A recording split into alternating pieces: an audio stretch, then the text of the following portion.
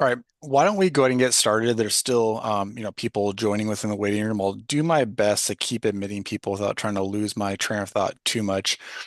I'm a father of two, and so I'm always running low on sleep at this point in time. So sometimes multitasking with the waiting room and talking at the same time doesn't bode well for me, but we'll do our best. This is going to be a good topic here today. It's one that we quite literally could spend almost a full day talking about. And it's very possible that in the future we'll hold, like an in-person conference or a seminar, loop in roundtables and other kind of guest speakers. But I'm kind of presented with the challenge of trying to introduce some concepts and some theories to you guys, some thought-provoking ideas in about 30 minutes or so, right? The goal is to kind of run through relatively quickly some of the things that we're seeing in some engagement models that we'll let you guys kind of digest on and take back to your teams and kind of take and run with it.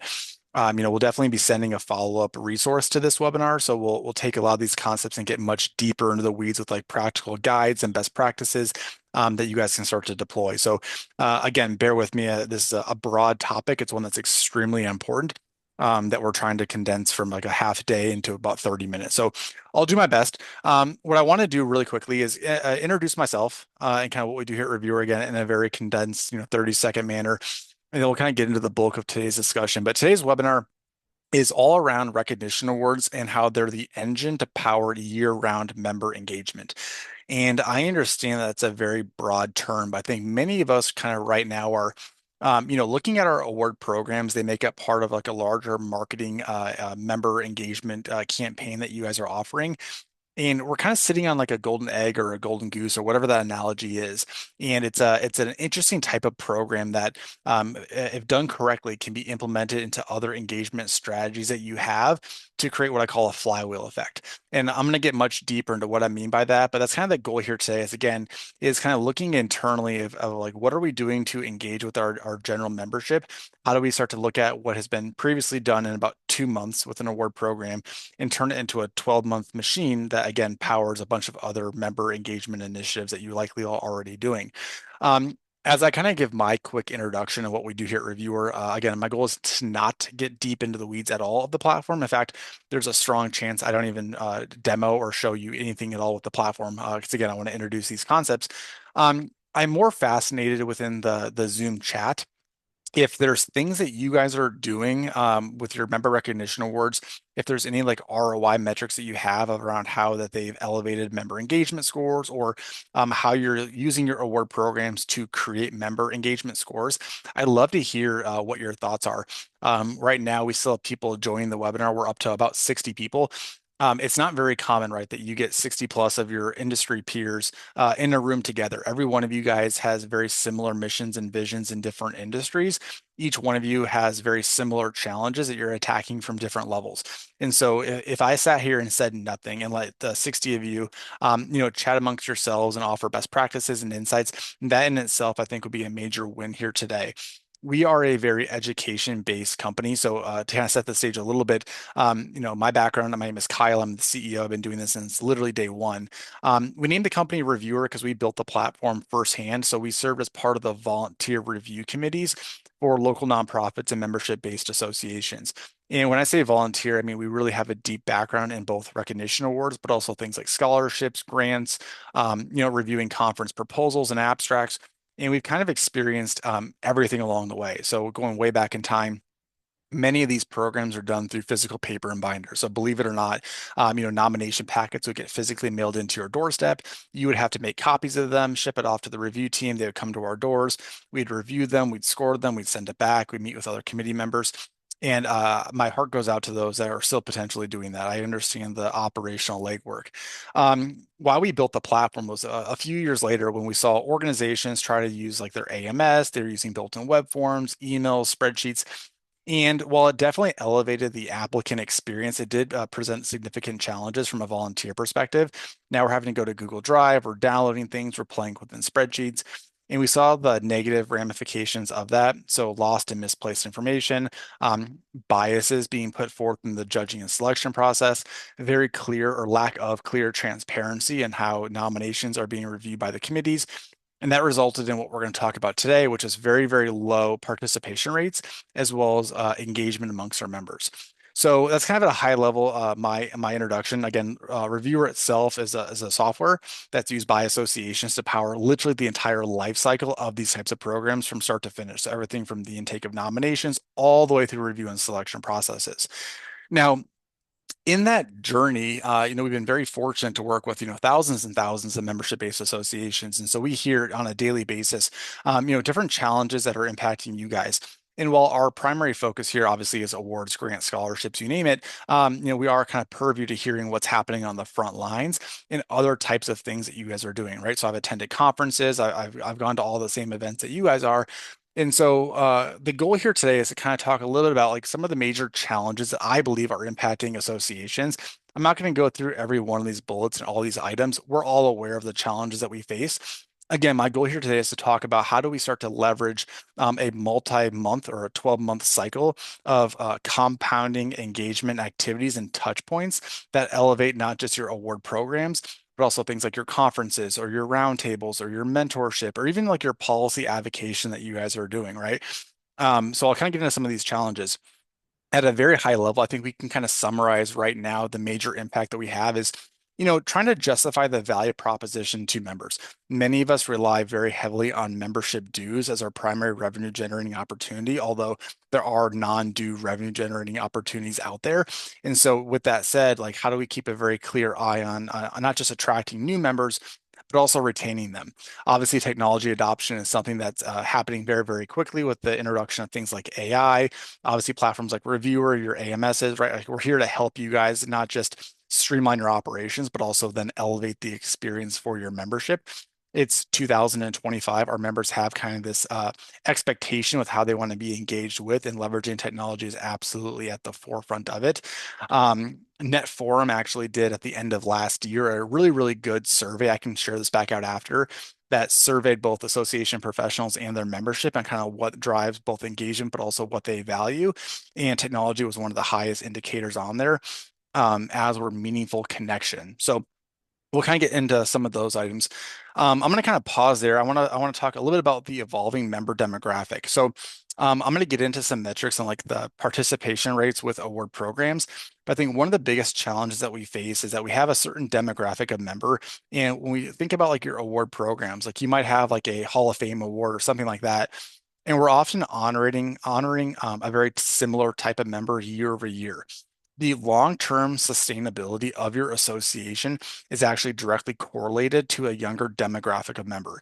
And I know it's kind of a hard conversation to have as we talk about, different age groups and things like that. But we talk about like the Hall of Fame awards.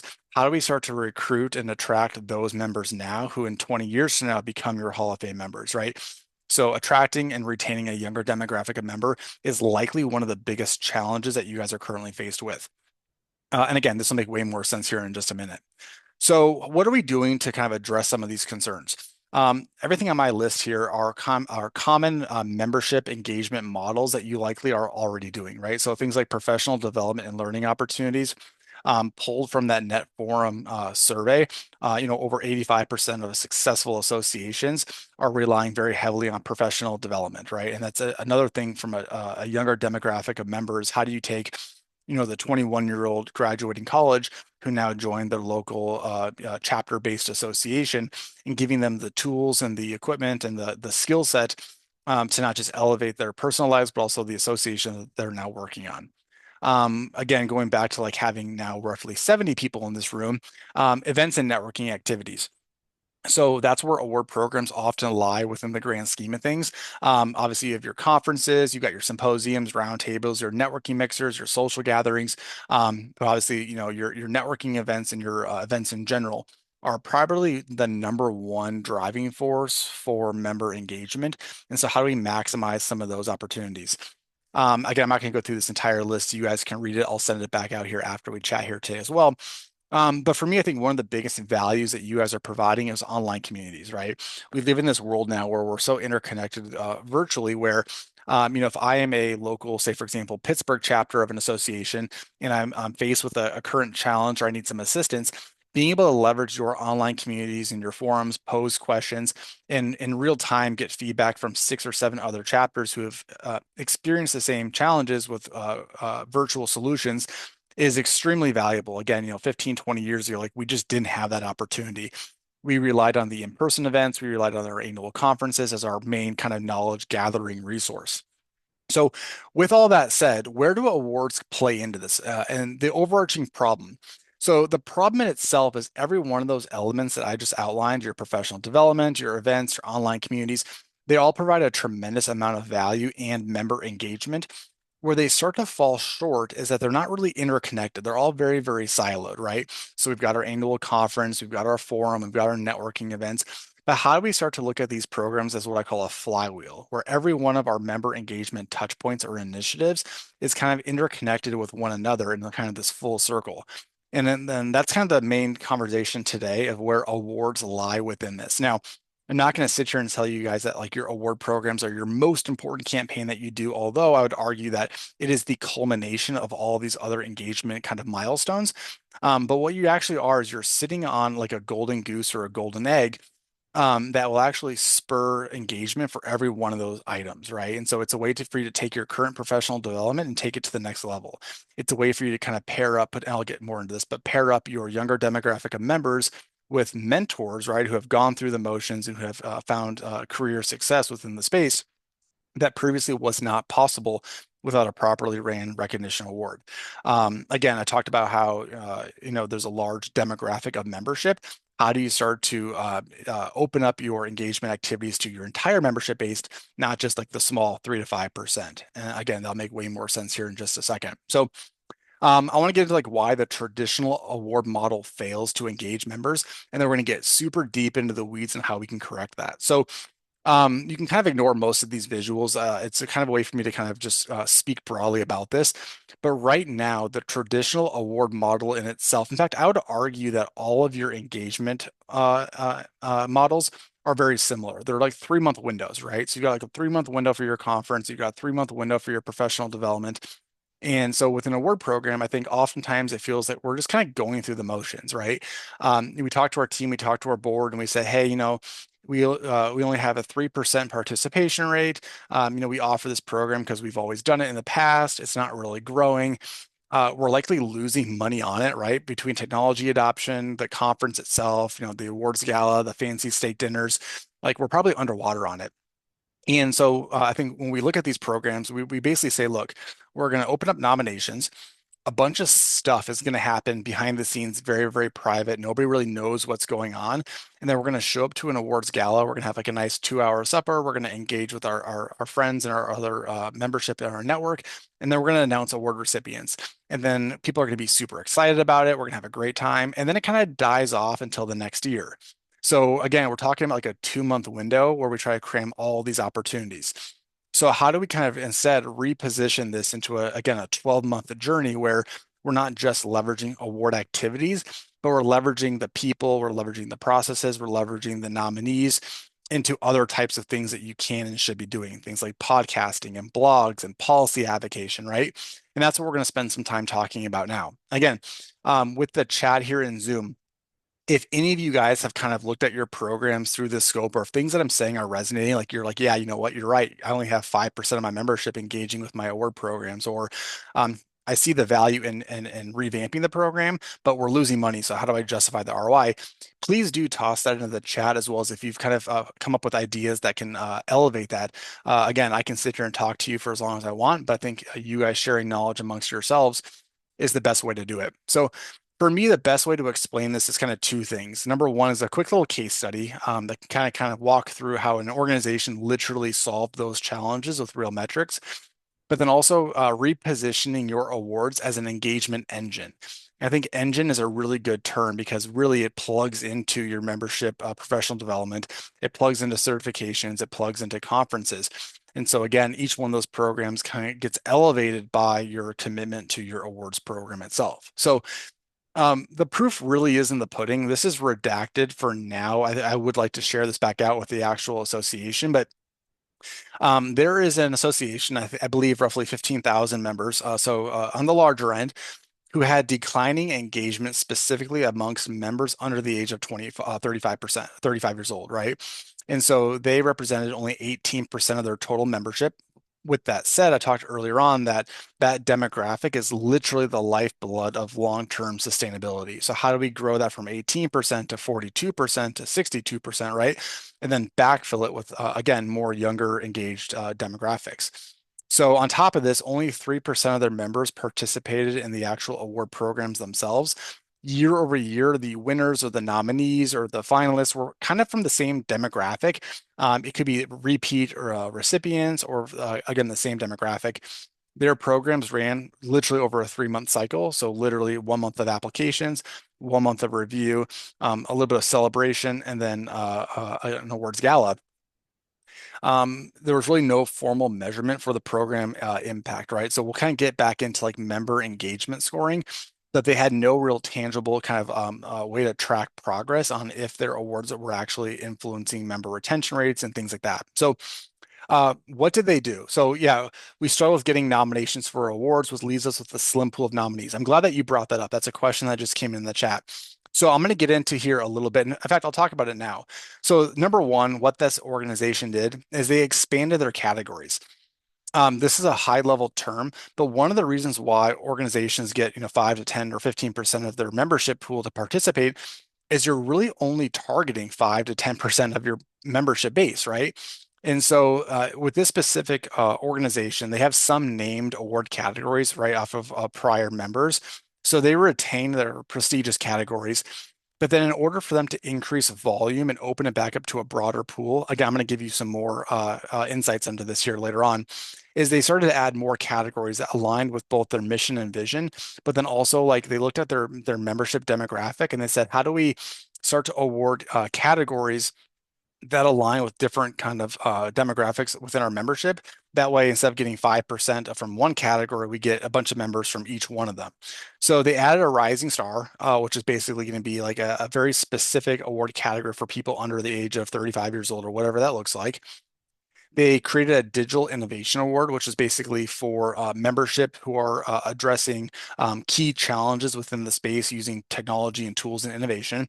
They created a social impact category. So obviously many of their members were doing philanthropic work on different kind of charities, and they were kind of giving back to the communities. And they wanted to celebrate the success of them. And they also kind of created a chapter of the year award as well. So again, if you look at your award programs, I think it's important to take a step back, look at yourself in the mirror and say, why am I only getting 50 nominations or 5% of my membership pool? And my first question I would ask you is, are you really only targeting 5% of them with the way that the awards are structured? And then number two is, how can we create like an awards process that increases volume, which I am going to get to here in just a second. So what do they do? Obviously, they implemented Reviewer as like the award management software. That's somewhat important in the grand scheme of things.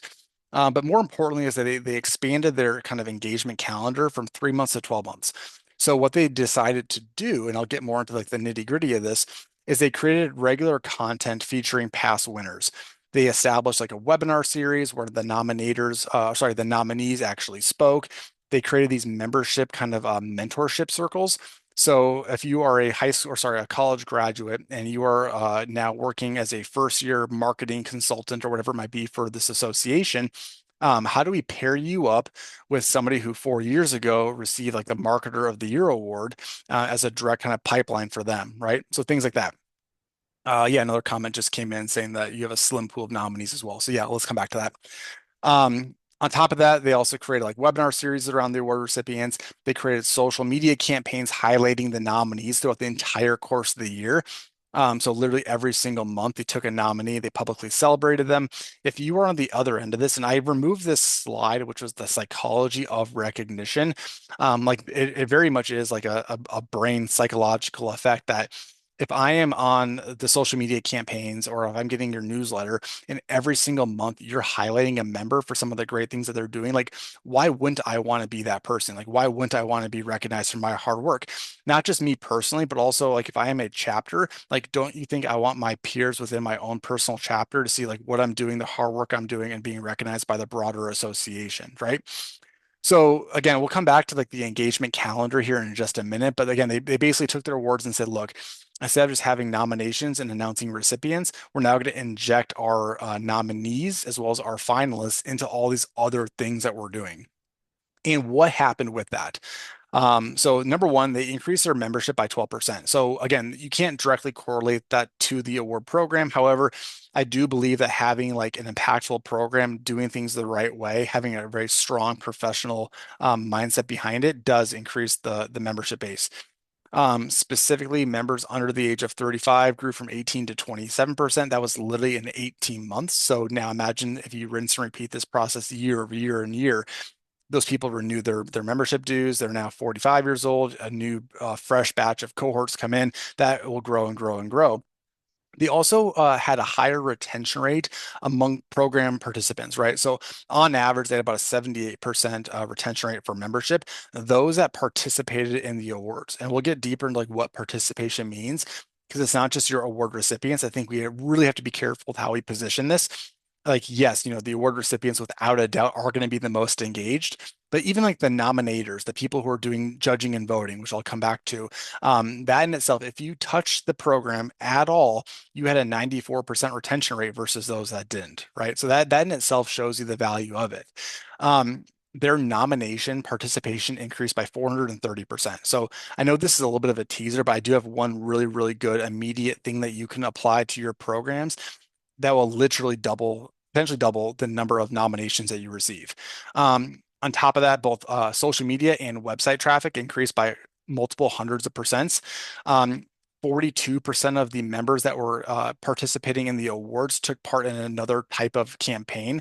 That could be a roundtable, it might be the annual conference. Now, again, bigger picture, if all 42% of those were going to the annual conference, that's membership dues or non-membership dues, but it's revenue that you're generating substantially. In fact, they had a 28% increase in their annual conference just off of that alone. Being able to track and measure this is extremely important because what they're able to do is go back out to sponsors and increase sponsorship and revenue by being able to very clearly indicate that by having these programs, we have more members, they're going to these events, and then you're going to get a positive ROI on your sponsorship. If you're talking about a vendor who wants to have a booth at your annual conference, by being able to say, we have X number of people attending per year, and that number is growing by 20% annually, like why wouldn't they want to attend? So I'll kind of leave it at that. So then the question becomes like, how? How did this association, these are real numbers, like how did they achieve those incredible results? So I call this the Hunger Games effect. And it may not be the best example, but for those of you who have watched the movie Hunger Games, it's kind of interesting, right? Because you got these 12 different districts.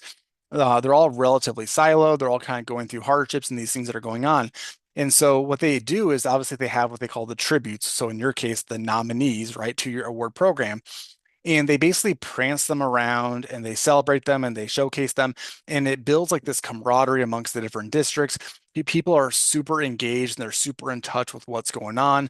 And they basically create this like giant, full year celebration, right? And then, of course, the sad part of the movie, right, is they go into the tributes and a bunch of bad things happen. But the idea is that they leverage this event, which is your award ceremony, and they turn it into like an 8 to 12 month campaign that just really highlights and celebrates our membership, right? And that in itself, I think, is where a ton of the value comes into play.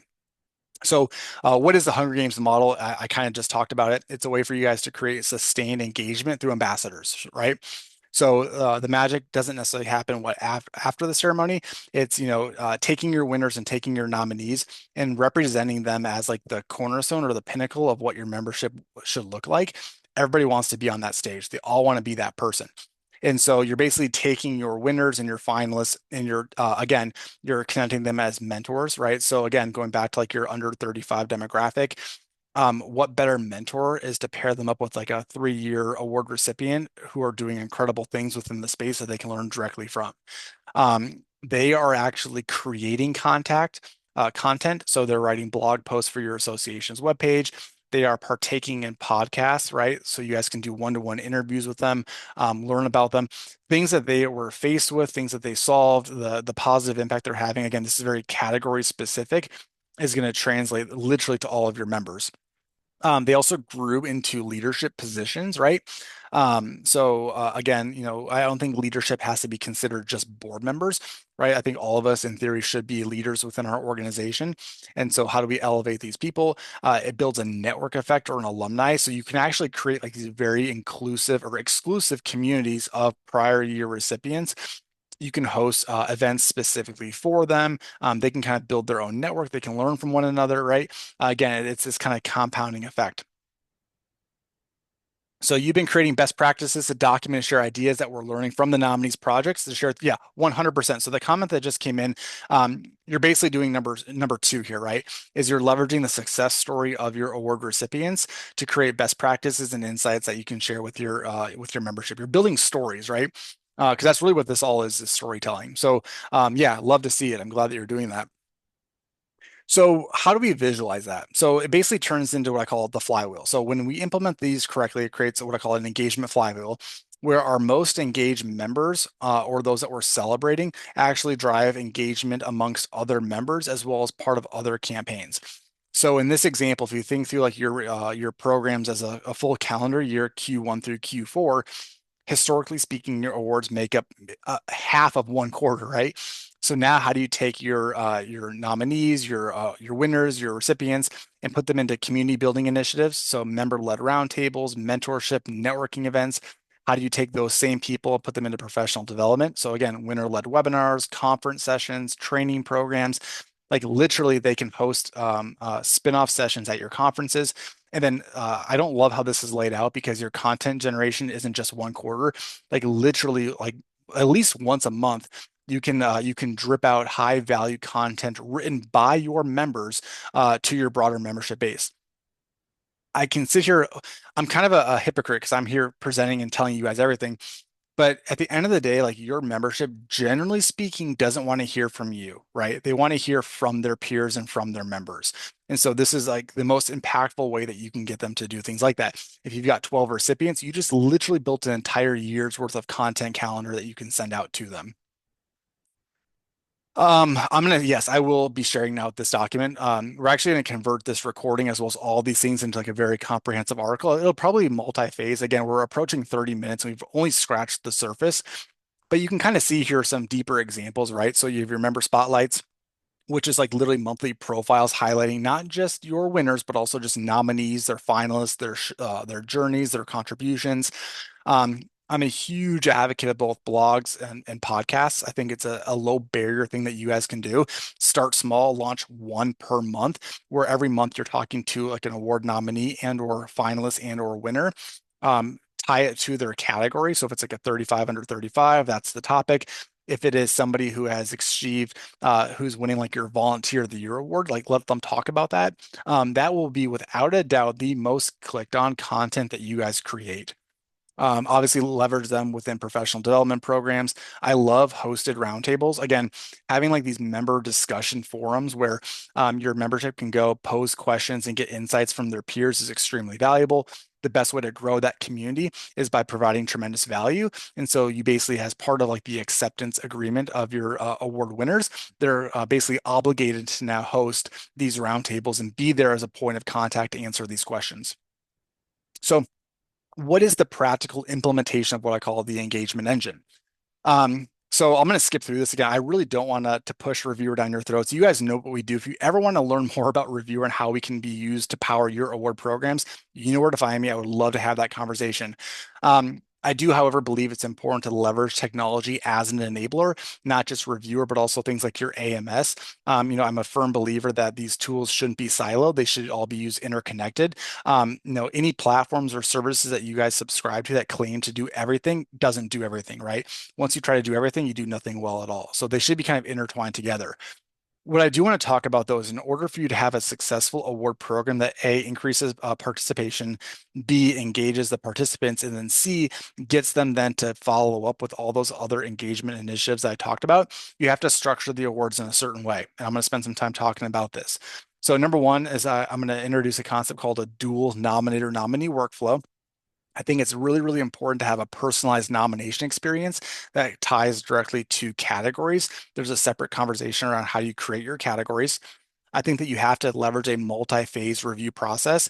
Kind of a teaser here. Your review process must be done two ways. Number one is that you have to have a formal review and selection process. But you also have to engage your broader membership. I'm going to come back to this in about 30 seconds. I also feel like you have to ensure a very fair, non-biased review. Again, I've been doing this for many, many years. I served as an evaluator. I saw what happens behind the scenes. We have to get ourselves out of the position where people submit nominations and then we randomly announce recipients because your membership's going to ask questions like, well, why was that person selected versus me? Like, what was the review process look like? Was there favoritism that went on? Like, was there score sheets that were used? So it's really important to have what I call a proof of process that basically kind of outlines like if you participate in the award program, like here's the experience that you're going to have. That way you build trust amongst your membership. Okay, so real takeaways here. So timelines. I'm going to skip past this slide and basically show you this. So again, your traditional award window is basically going to be like 2 months of the year where you have nominations opening and judging. You're then going to basically put a pause on the program. So like 3 to 4 months go by, nothing happens. Nobody hears at all about what's happening. And then you have your ceremony, right? That's a big problem. That gap of 4 to 5 months is when all the magic happens. So that's when you start to tie in your community building initiatives, your professional development, and then your content generation. You basically fill the gaps with your other membership engagement initiatives. And then again, that is powered by the award program. So for example, as you kind of get your short list of nominees into your finalists, have them start creating blog series, start to interview them, start to deploy your podcasts. At your potentially spring conference and your fall conference, provide program updates, highlight the success of them, have them start to build roundtables, create mixer events. And again, the content should be happening 12 months a year, not just in that small gap of window. I could talk forever about this. I think it's also really important for you guys to leverage your award recipients as future judges, right? You want fresh blood in there who is helping you guys do the review. What better evaluator or selection committee is people who have actually gone through the process itself? While we love your board members and why we love your leadership, like they're probably not the best people to help with the review. Now, should they be involved? Yes, you bet. But why wouldn't you take prior recipients and make them judges, right? Like that's just the way to do it. I would also strongly consider 24/7, 365 nominations. So two questions came in already about how do you increase the volume. So I'm going to give you two things here, or really three things. Number one is collect applications. So ABCs always be collecting. The number one way for you to increase participation is to always collect nominations. If I want to nominate one of my peers for a program, or if I see something happening within the space, it's top of mind. I physically cannot wait until the nomination period opens to submit my nomination because I'm going to forget or I'm not going to come back and do it. So if there is an opportunity to engage with a member, you have to take the opportunity and let them engage with them. That leads into point number two, which is what I call peer-to-peer engagement. So traditionally speaking, many awards are one-dimensional. You either have open nominations that come in or they're self-applications. Those applications come in, they get reviewed, you select recipients. The way for you to instantly boost your volume is to break this into a dual workflow. So what I would do if I were you is I would have a perpetual 24/7 nomination period. And your nominations have to be very low barrier, right? If people are spending more than 10 minutes on it, you're not going to get nominations at all. So for me, when I structure my nominations, again, I allow people to submit all year 24/7 through the website. And my nomination is as simple as this. Who are you? Who are you nominating and why? That's it. No more, no less. The question you're probably asking yourselves is, okay, well, how on earth do you possibly take that very minimal data set and review them? Because there's no differentiating factors. You're relying on what the nominator says. What if, going back to like the 30 under 30, one of our clients is the National Association of Realtors. They do a 30 under 30 award. The content that's being submitted is like sales numbers and resumes. Like the nominator doesn't have those things, and that's okay.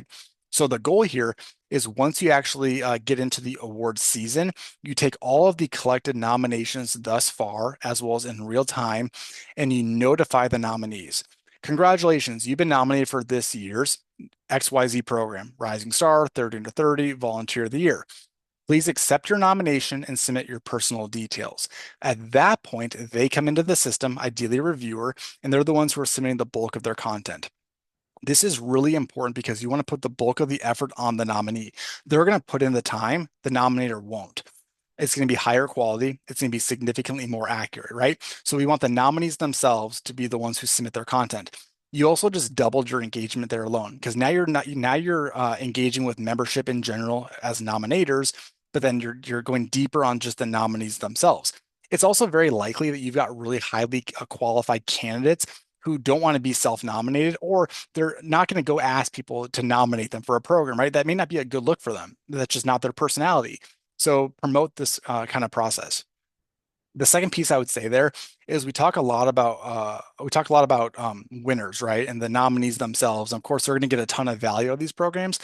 One of the psychological effects of recognition is just being recognized, right? So even if I get nominated and I submit and I never receive an award program, just being recognized alone is a way to increase their engagement levels. Because what happens if next year I get nominated again? Like, is that going to be my year, right? Or how incredible is it that so and so thought this highly of me? So that in itself is a big program win. The next concept I want to introduce here, and again, I'm trying to move relatively quickly in a short time frame. Yeah, so quick poll to folks use winner or recipient. I would definitely do awardee or recipient. I'm kind of just spitting words out.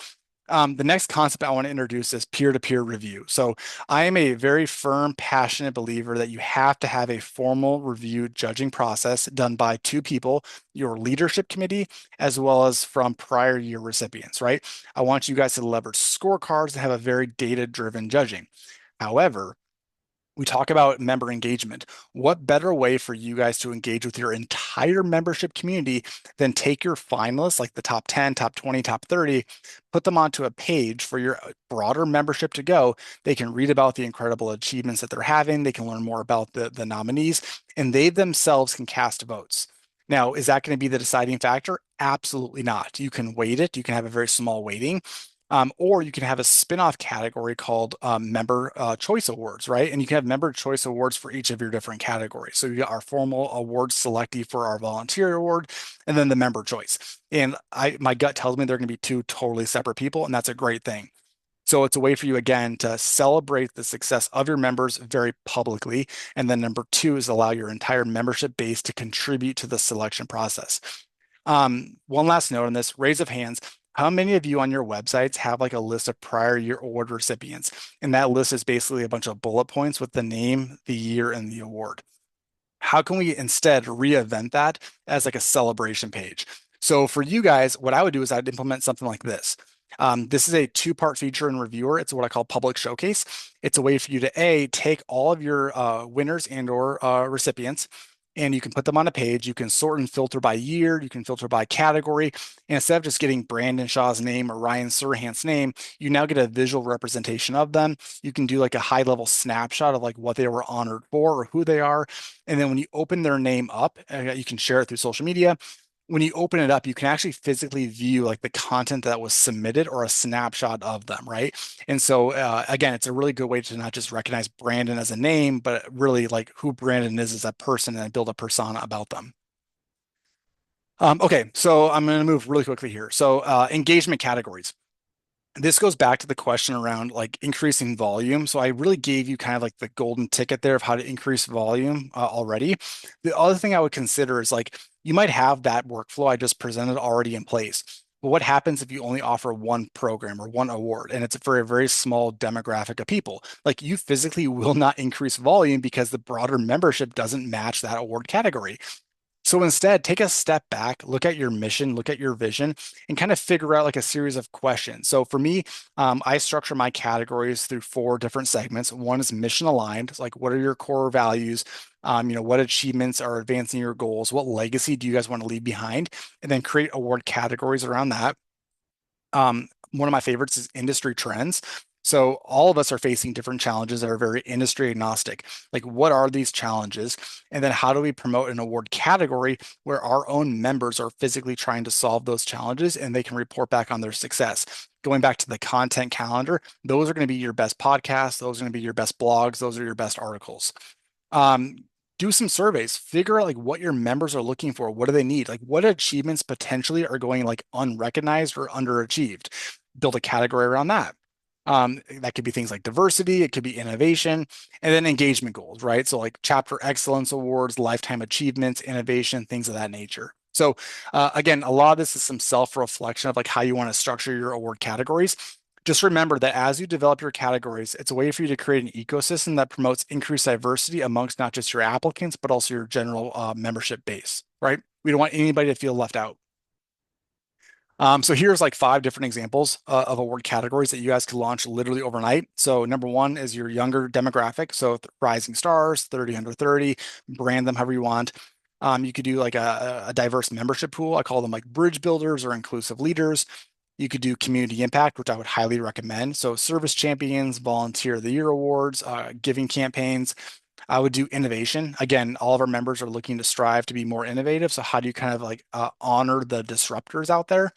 And then, of course, if you are a chapter-based organization, not just membership at chapter, how do you recognize individual chapters themselves? And that could be on a wide variety of factors. It could be growth, it could be engagement, it could be innovation, whatever it looks like. But right there alone, like if you implement these five different award categories, you now have, quite frankly, a member. All of your membership is now covered within that. And then couple that with the other workflows I provided, with the nominator nominee process. Obviously, within Reviewer, we've got category management. So we make it very, very simple for you guys, not just to create these categories, but then also ideally pairing them up with judges. So again, I talked about how for me, like you might have leadership committee members reviewing all the applicants, but why wouldn't you have prior year 30 under 30s judging 30 under 30? Why wouldn't you have disruptors reviewing the disruptors, right? So you can kind of segment out your award categories into like virtual committees. The last thing I want to note here is fair and data-driven results. So I think it's really important for us, again, to when we go through our review and selection process, to do two things. One is I love the peer-to-peer review process.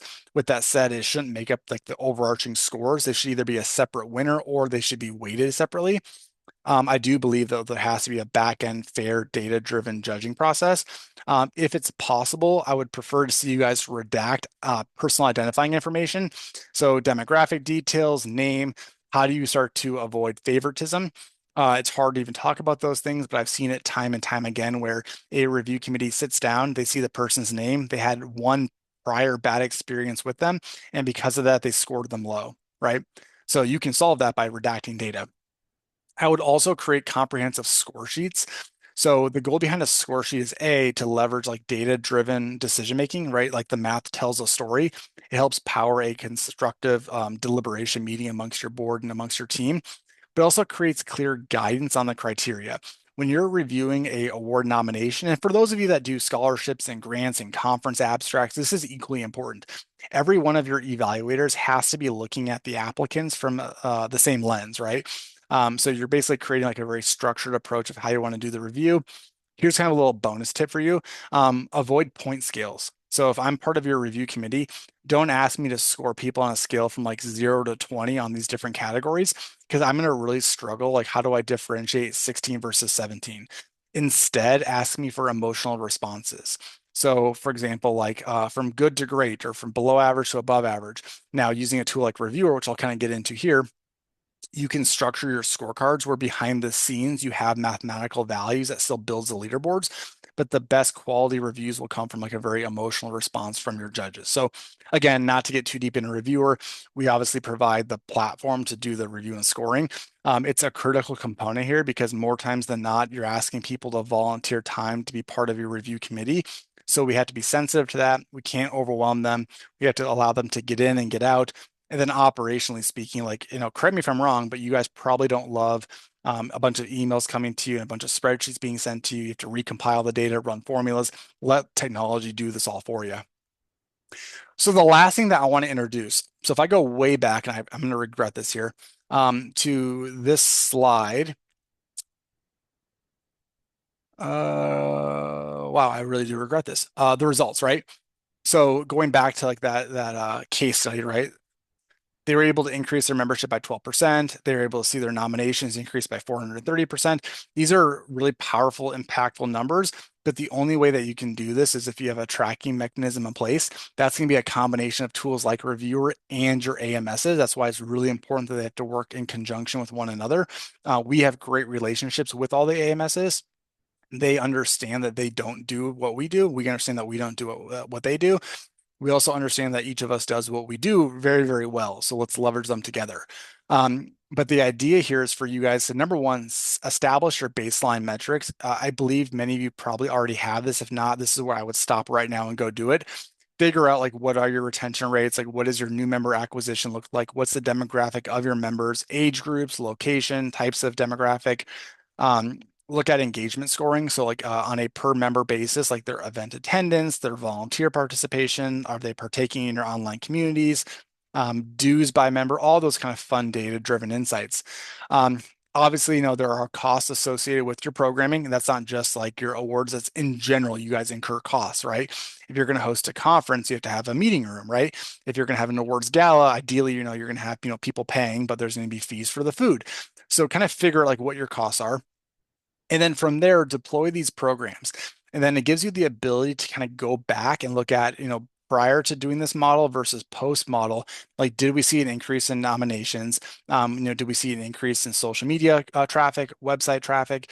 What does our current retention rate look like versus, so when I talk about retention rate, like what's the retention rate of non-participants versus participants? Did people then start to partake in other programs that you offer? And none of that takes into consideration like the more emotional member scoring things. So for example, like participation rates, member satisfaction scores, et cetera. And then from there, you can do some simple ROI calculators, right? Like pre-program, post-program, did the revenue out exceed your benefits? Again, a lot of these are very tangible, but I think it's important for you guys to set clear metrics and do post-program surveys to update their member engagement scores. And I'm extremely confident that you're going to be able to draw a direct line that by implementing this model, people who participate, engagement scores go up. That will increase membership dues as well as retention rates. So I went way longer than I wanted to. I'm going to go ahead and open the chat here. I know there is some dialogue going on. Whatever questions anybody has about reviewer, about the concept, if you guys want to ask questions amongst yourself, by all means, fill up the chat. So yeah, notes are going to be shared back out again. We'll give us a couple of days. We unpacked a lot of really good stuff here today. So let us kind of take the transcript from this meeting, the recording, and we're going to convert this into like a blog post, but it's going to be very well laid out with like very clear action items that you guys can start to implement and do. I already kind of addressed the nomination pool. Looks like there was some positive feedback on that, so I'm glad to hear. Looks like many of you guys are calling your recipients honorees, awardees, recipients.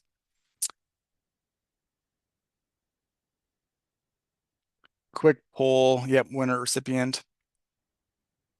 One of you guys, I think what you mentioned, you have this on your website. So I think you're referring to like the showcase of award recipients. Love to see it. Again, I think a lot of the programs that we've seen in the grand scheme of things, like they want to implement a very visual winner showcase, right? And they may start down that path, but then year over year it becomes a bit more challenging, and then it turns into like this giant comprehensive list. So I want your showcase pages to be as interactive as possible. I want these award recipients to feel celebrated. Yep, best practice document. So if you want to share that out, I think there's a lot of people who are super interested.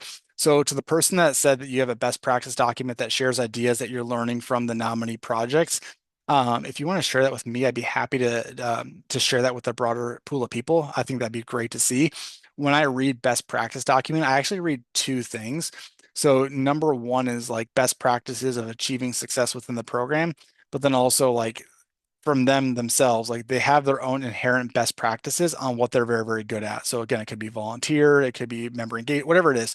And so, yeah, that basically turns into blog posts and podcasts. Do I feel like people who are finalists want to participate in the podcast? Absolutely.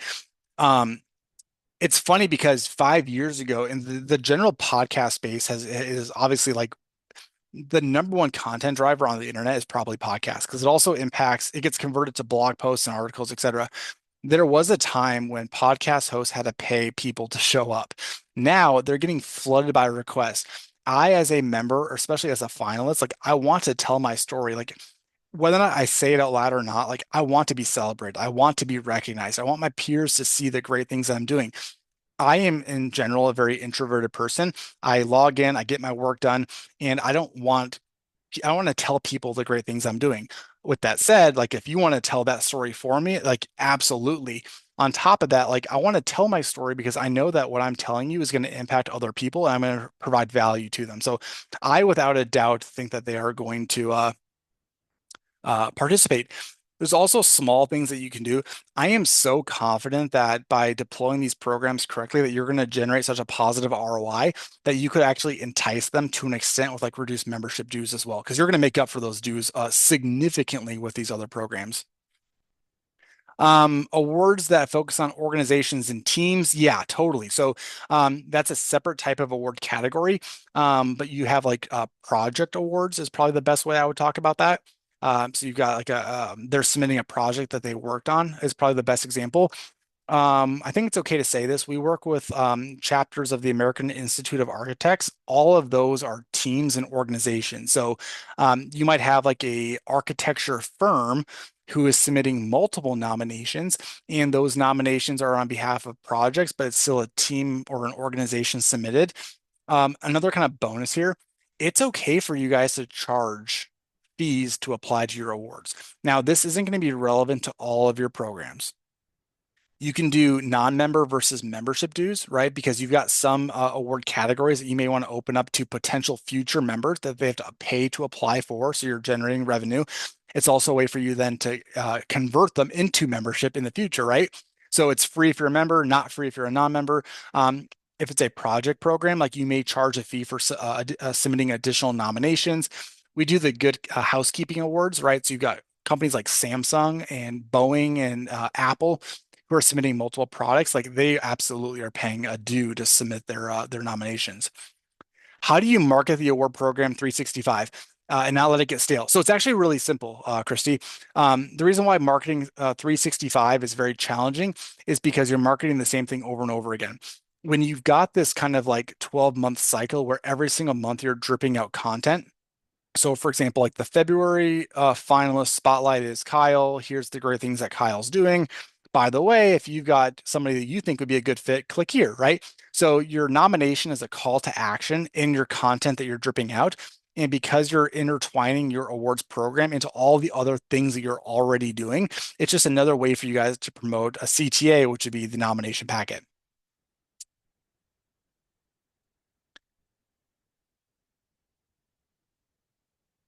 Sorry, I'm leaving a comment here. Somebody wants my email. I'm going to go ahead and drop that in there. You guys all can have my email. That's great.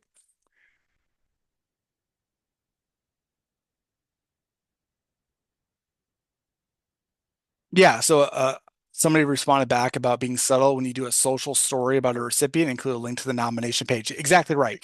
Um, you need to be subtle with your call to actions. The goal here is to provide value to your membership. So we're always celebrating, we're always taking their stories and turning it into high value content that we think our general membership would be able to read and apply to their own work. And then, yes, subtly links to nomination forms. They're going to pass that off and share it with their coworkers. They're going to say, hey, I think so and so is a great fit for this. You name it.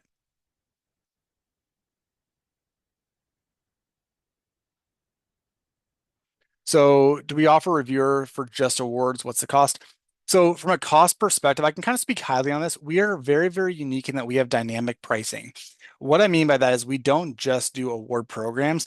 The majority of the associations we work with may start with an award program, but generally they use us for three things. They use us for their recognition awards. Many of them use us for their conference call for abstracts, speakers, proposals. We do board nominations. If you have a foundation arm as part of your association, we also do scholarships. We do grant programs. We do fellowships. We do any of the intake of any program that requires the intake of applications that has to go through a formal review selection process. That's where cost comes into play. All of our subscriptions actually will allow you to use us for as much as you want. So you can use us for one program or 101 programs. The pricing is dynamic because it will count the number of participants. So it's all tiered, right? So the more participants you have, the price per participant starts to fall. That way, smaller programs aren't alienated because they're only using us for the programs that they want. Larger programs can grow and scale because they're not paying the same price for each submission.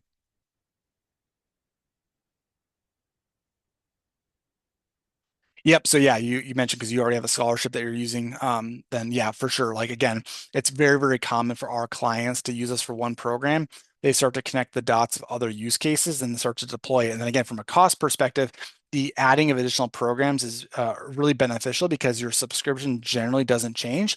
However, you're just going to be paying now for the number of new submissions you receive by those programs. So yes, costs go up because you have more submissions, but it's in relationship to like the size of the program. So if you had five submissions, you get an invoice for five submissions. If you had 105 submissions, you get an invoice for 105. So um, since it is dynamic, I would prefer to have that conversation. Anybody who wants to learn more about pricing, we'll just one-on-one pull up a calculator and we can talk about what programs you want to offer. And then we'll start to plug in some numbers on participation and they'll kick out kind of what the budgets would look like. Yeah, I can't believe we still have over 50 people here. I really appreciate everybody's attendance today and your participation. I will hang out for as long as you guys want. Okay, so really, really good question came in. So, what about complicated applications where they have to submit experiences, educations, and references as well as uploading transcripts?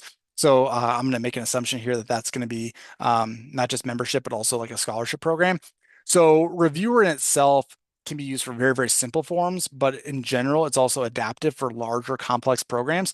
So we can take in virtually any type of data collection, drop downs, checkboxes, essays, photos, videos, file uploads, you name it. We also have a really powerful reference feature. So that wasn't the goal here today, but just to kind of talk about references. Show of hands. If anybody wants to leave an emoji on this person's comment, if you guys are collecting references in your program, let me know. So there's a really big challenge with how references are collected. And this challenge is two-part. Number one is they often get submitted directly by the person submitting the reference, which means that you now need to go find it, track it down, figure out who it's for, and then reconnect them. Number two is they're often private. So to avoid it being submitted directly to you, it goes through the applicant. And that generally is not great because the references don't want the applicant to know what they're saying. So to solve this problem, we have a trigger built in a reviewer. So the applicant puts in like who the reference is. It actually sends them a direct notification saying, hey, you've been asked to write a reference on behalf of Kyle. Click here to do so. It brings them to a dedicated reference portal where they submit it on their own, and then it gets automatically attached back to the applicant's profile. So it allows the applicant to not get bogged down. They can kind of work at their own pace while still ensuring it comes in. We've also seen a giant trend away from reference letters and instead doing reference templates. So reference letters are generally a better reflection of the writing ability of the reference, and B, it's going to be often regurgitated. So it's high barrier. They just reuse letters over and over again. So instead, when you send them to that reference portal, lower the barrier for the reference and basically say, hey, here's three prompts we want you to answer. So it's super simple for them to do it. It's way more engaging. And then when you go to do a review process, every one of your applicants has very similar data associated with them for a much more fair, non-biased selection.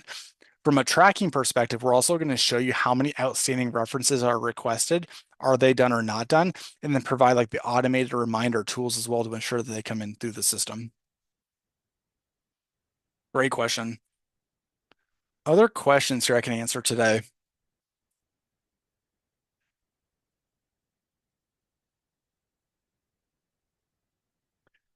So are references still highly needed? So in a scholarship program, so it's tough, right? It depends on the type of program that you're running. I don't see a lot of references happening with award programs. However, for some of the more prestigious awards, absolutely they are being utilized. I think the idea here is how do you have the applicants build a persona that differentiates themselves from one candidate to another? In personal storytelling, essays, references, you asked about like video submissions. Like these are all the number one way to allow the applicants to have a voice that's not also their own voice that helps build a better picture around why they're deserving. I would argue almost every scholarship that uses reviewer does do reference collection. Again, I think you have to do it the right way, which is the model that I just introduced. I'm a huge advocate for video submissions. I think number one is it's really personal. Number two is from a marketing perspective. You now got really great marketing collateral to use at your galas and to celebrate your recipients. Just keep in mind that generally a video is a higher lift, so you might have slightly lower participation. So I may offer them as like optional as well.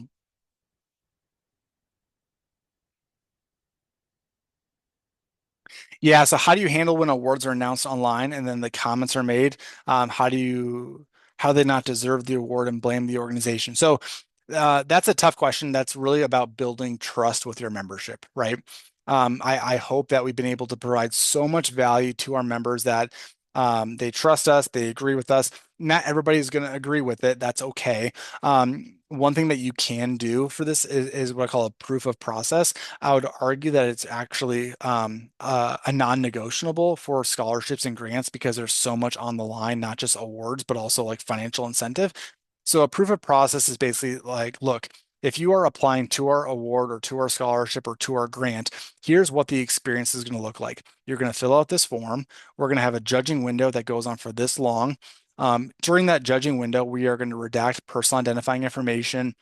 We're also going to randomize it. So each submission gets reviewed by a separate panel of people, completely equal, randomized. There's no biases being put forth. They're going to be using a very formal review scorecard. So the results are backed by data, et cetera.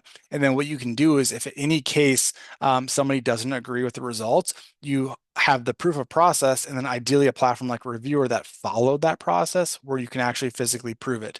With that said, like somebody going to Twitter or going to X, I guess is what it's called nowadays, we can't stop them from bad mouthing the reputation of the organization. So again, I think it's important for you to kind of look at yourself in the mirror.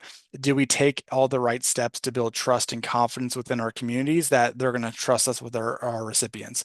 That's also where potentially having two separate types of awards, the formal judging, and then also on a per award category, a fan favorite or a member choice awards becomes super valuable because if they thought that they were deserving, there's a strong chance that maybe they would have then received the member choice award. And if they didn't win that award, then maybe they really weren't that deserving, right? Do we integrate with association management systems? Yeah, so it depends on which ones. We have strong relationships with virtually all of them. Integration is a high level term. So is it like a single sign on? Or are we looking to do things more complex? So that's one of those conversations that we can have more about on what you want to integrate.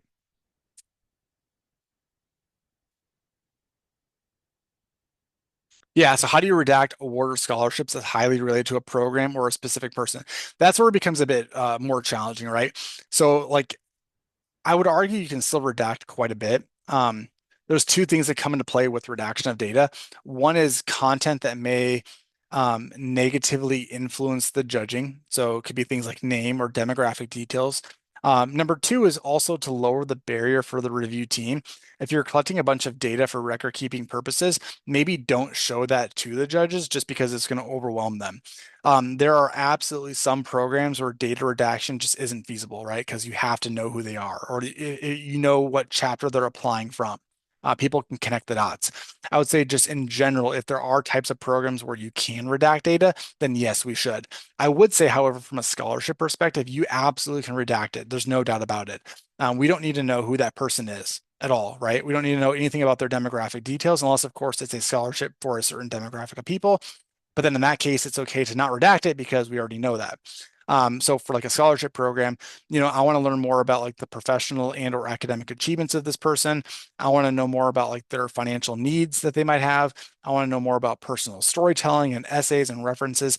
And in that world, you can redact the data.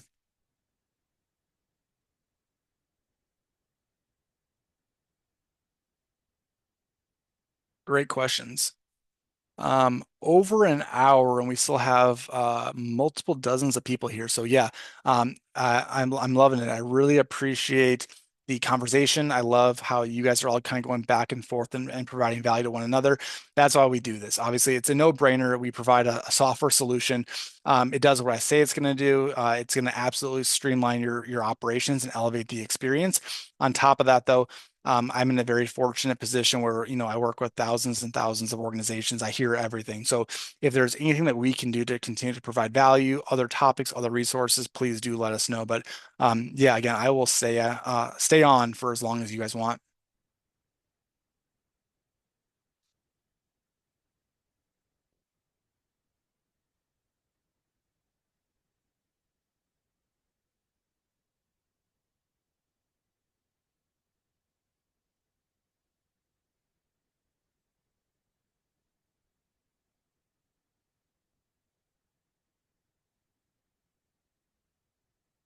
Yeah, I appreciate it. I think, there is a lot to think about. Hopefully, there's some thought-provoking things here. Much of what we talked about, I think, does require a lot of self-reflection, right? Things like creating categories, things that like looking at what your current member engagement initiatives and programs look like, and then starting to kind of figure out like how can you start to intertwine that, not just with your award programs, but again, like with other types of programs as well. So, like for example, like if you want to launch a brand new online community for people to share resources, like how do you then start to market that at your conference or start to do it as part of your mentorship? And yes, I will absolutely be sharing the slides.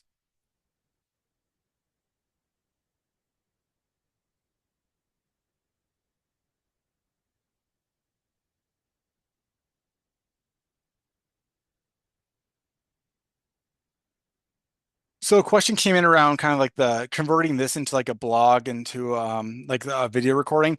So a couple things, like in a perfect world, I'll just send it to you. I'm also not naive that things will go to spam. You guys get bombarded by messages. Obviously, a message from us got across your desk. That's why you're here today. So we will push it out via like newsletters and formats.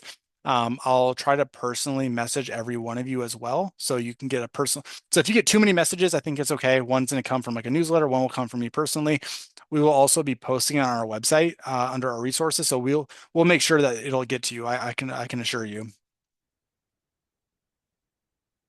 Nancy asked a question around how to have official transcripts uploaded directly to the system. So that's a tremendous question, and it's one that I'm excited to answer because traditionally speaking, like how transcripts get submitted is out of your control.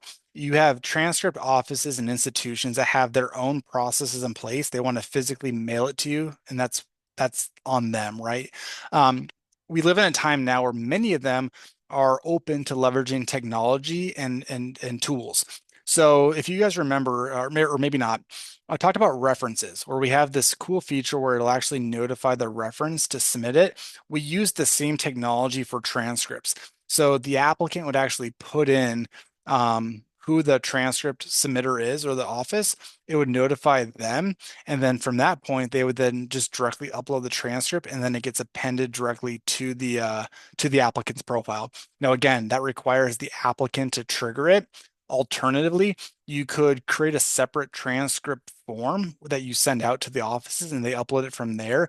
And then all you need to do is move it from that general form to the applicant's profile. So there's a couple ideas there.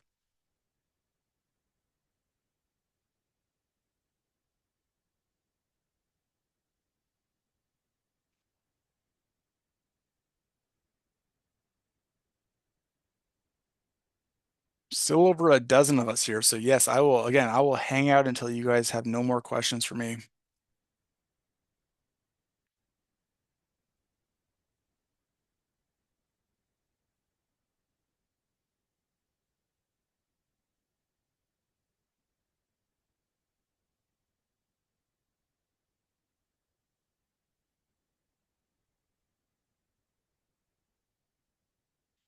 Starting to get quiet. I'll give it another minute or so just in case somebody is typing in a question. Um, and then we'll kind of hop off here today.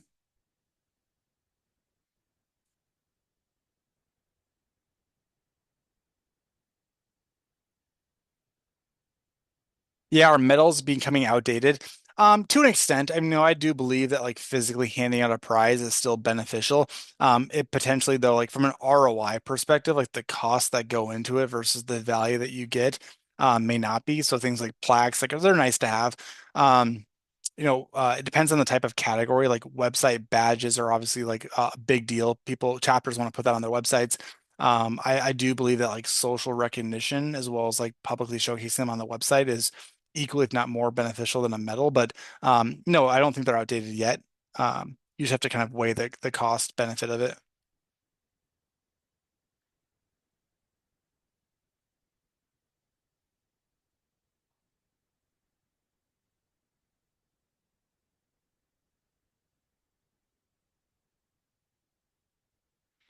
All right, everyone. I think we are going to go ahead and just wrap it up. I love it. We went on for, over an hour, really good discussion. For those of you still here, again, keep an eye out for that follow-up. Give us a day or so. There's a lot to unpack here, especially with all of your guys' great questions and comments. So we'll try to incorporate all this. As always, if there's anything I can ever do for you, obviously, if you want to explore reviewer, let me know.